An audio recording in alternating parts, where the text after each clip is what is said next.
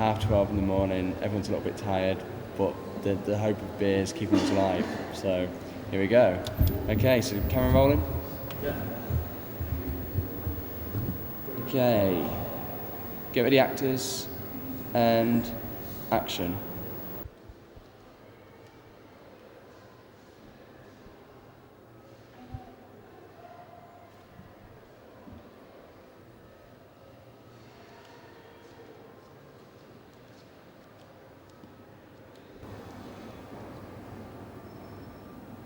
And cut, we'll go with that one. That is the last shot in France.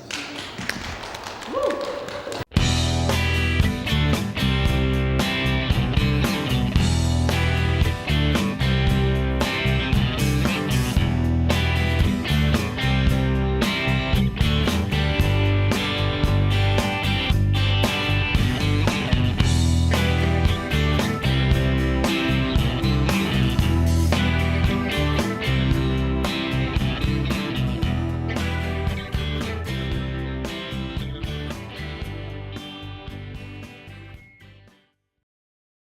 The original concept for the film, I think, sort of came from a discussion with a colleague of mine who works down at the university in Biarritz, and we were sort of talking about a joint project which would involve some of his students and some of our students, and we both love road movies, so the idea of a road movie and hence the travelling down to France, I think that was the original concept.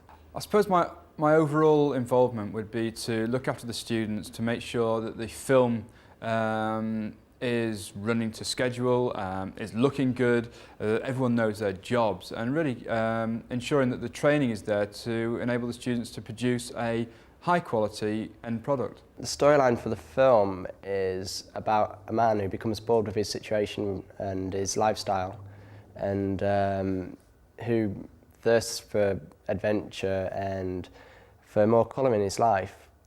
And one day he meets a girl called Sophie, who is everything he wants to be, and a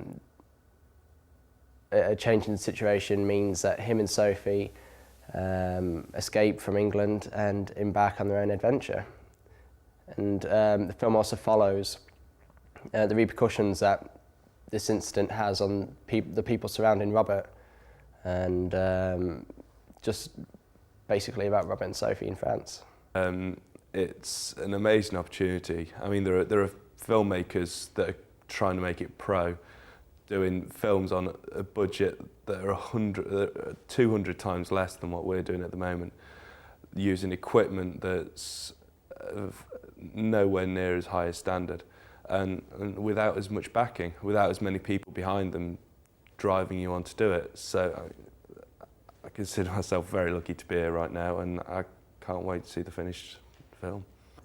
I think with the film project, what we wanted to try and do is to showcase not only the equipment, but also to provide a sort of a short sort of feature film. Now, we didn't want to go for a full hour-and-a-half epic, because I think that what we want is real quality.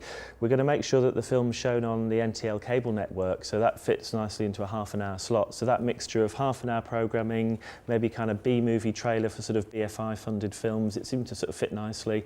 And also a lot of the film festivals that we want to enter the film into tend to look for about 20 minutes to half an hour as well. Well, new equipment, it's not just the high definition camera, which is obviously an extremely exciting acquisition, but it's also, the project is revolving around professional film equipment. We're using tracks, we are buying a jib, which is a crane that will allow us to fly the camera around at 30 feet in the air, spinning it around, enabling shots that up until this date, the college hasn't been able to produce, but are necessary for a professional production. But basically, it's a very creative role. Directing it's something that a lot of people want to try, but it's a very hard and very difficult role to get into. There's so many rules within film you've got to adhere to. But when you get the rules right and get everything right within a film, it's one of the best things ever. I've never had so much paperwork to do in my life.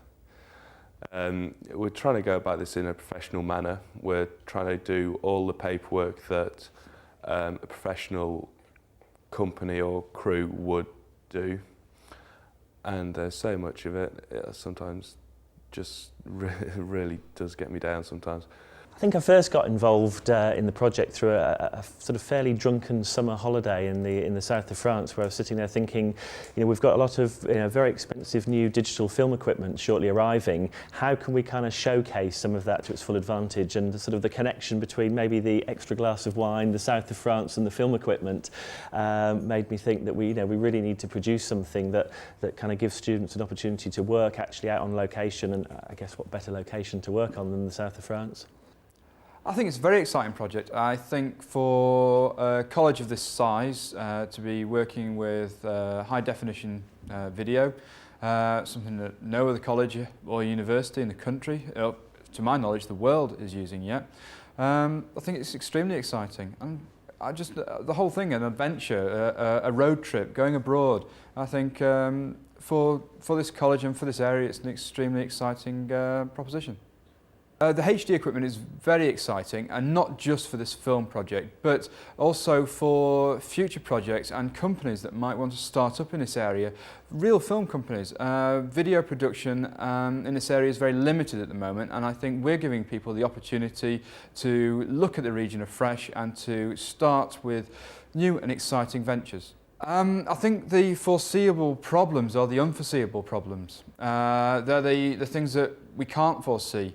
The things that we're going to face are transport breaking down, accommodation not being correct. I think the filming itself should go okay. The film crews are working together very well already. I think the students are concentrating on their jobs and working really hard. But it's the